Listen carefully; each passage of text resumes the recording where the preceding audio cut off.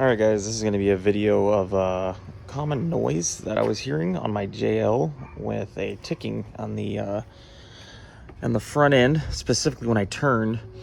I would hear it on both sides, but mostly on the driver's side. So what it ended up being was, if you look here, here's the ball joints here. If you look, there's the castle nut right there for the ball joints. So take the cotter pin out and tighten these.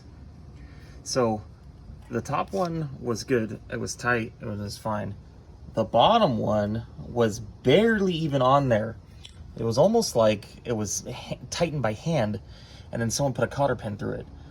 So, and the thing is when I tightened it down, it was making the same ticking noise that it was making when I would turn. So I knew that that was it right away, because it was making literally the same exact noise.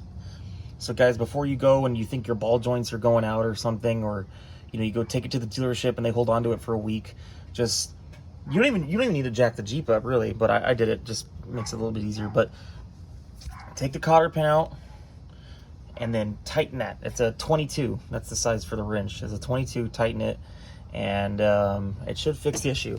I did it on both sides, and now it's working perfect again. So just want to make this quick video so that way maybe save somebody a trip to the dealership. God knows no one likes dealing with them. So all right guys, have a good one.